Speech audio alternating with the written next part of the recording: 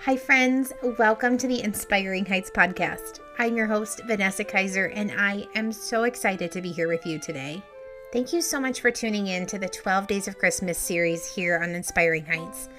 Typically, we launch podcasts every other Monday, but seeing as how Christmas is the most amazing and beautiful and wonderful time of the year, we thought there was really nothing better than having 12 days in a row where we could talk about all sorts of fun Christmas things.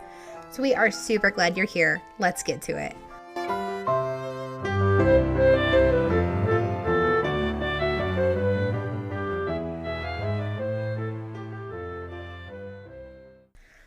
I wish I could see a show of hands of how many of you have already decorated for Christmas. I've told you this before, but I am a decorate the week after Halloween kind of girl. I love to decorate for Christmas. And this has actually only increased since I've gotten married. Ben is an amazing decorating partner and he can reach all those high places that I cannot, which means I get to spend less time on a ladder and more time handing him Christmas lights. It is a win-win-win. But decorating for Christmas can be overwhelming.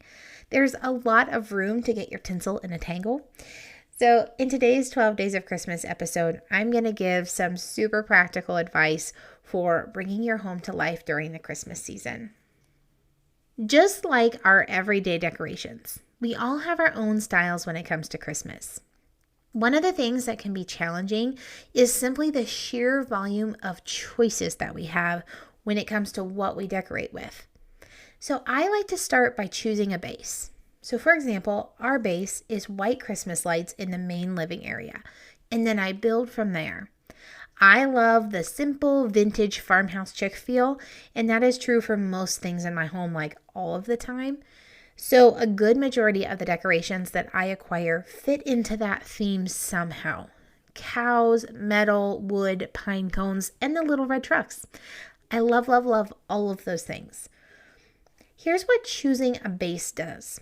It means that every time that I step foot in Hobby Lobby between the 4th of July, when the Christmas decorations come out, and December 25th, and see all the really exciting fun like Grinch Christmas or Lollipop Lane pastels or gingerbread house cuties, I can enjoy them all, but also drive away from the store without them in my car.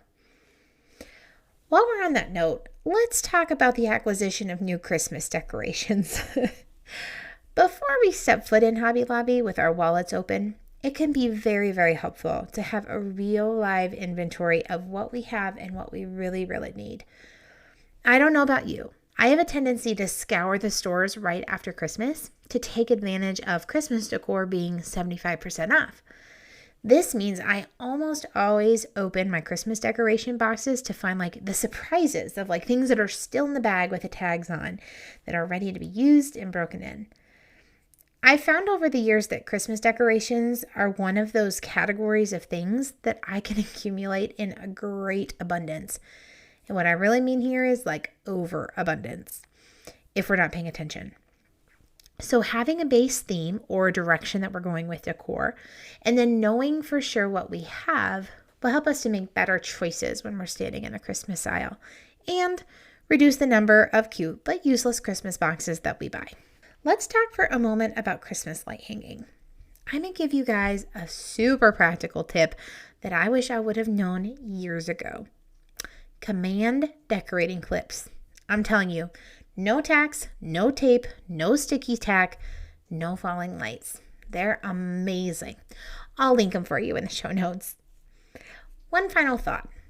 Do you ever get overwhelmed by the clutter of Christmas stuff?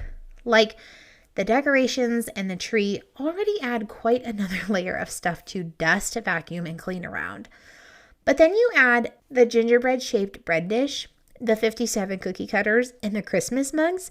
And now not only is the house full, but the kitchen is cluttered. I literally can't. It makes me crazy. And I love all of those things, but my kitchen is a space that I need to keep functional. For me, when it's cluttered, it really loses functionality.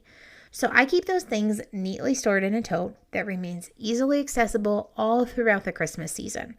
When we bake cookies, I pull out the cookie cutters, I use them, I wash them, and I put them back in the tote. When I need a Christmas tin for those cookies to give to our neighbors, I pull it out of the tote.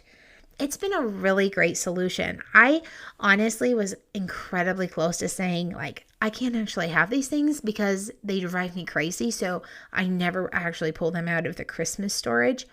So a couple of years ago when I was putting Christmas away, I decided to store my Christmas in different totes. So one is all the decorations, the lights and the tinsel and like the decorations for the tree and all of those things.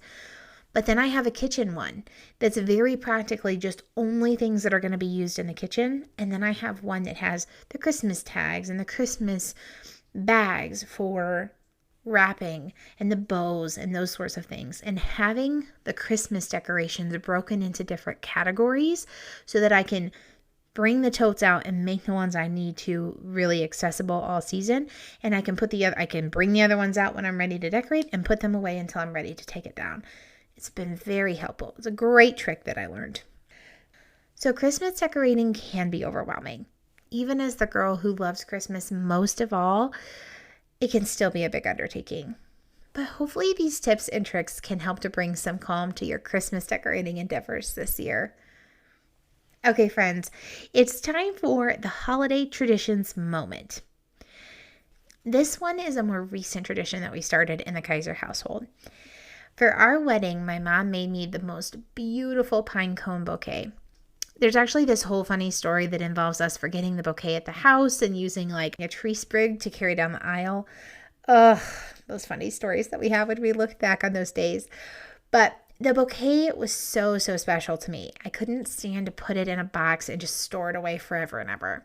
So each year, for a good part of the winter actually, not just at Christmas, the bouquet comes out and is part of our decor. And it is such a special reminder of one of the happiest days of my life. Friends, thank you so much for tuning in today to the 12 Days of Christmas here on Inspiring Heights. We hope that today's episode left you feeling inspired and full of Christmas cheer. Hey, you can check us out on Facebook and Instagram at Inspiring Heights or on our website, inspiringheights.org. If you haven't already, we would love it if you would subscribe to the podcast and leave a comment so that people who have never listened before have a sense of what the show's about even before they hit play. Okay, friends, until next time, take a deep breath and be inspired where your feet are. Bye for now.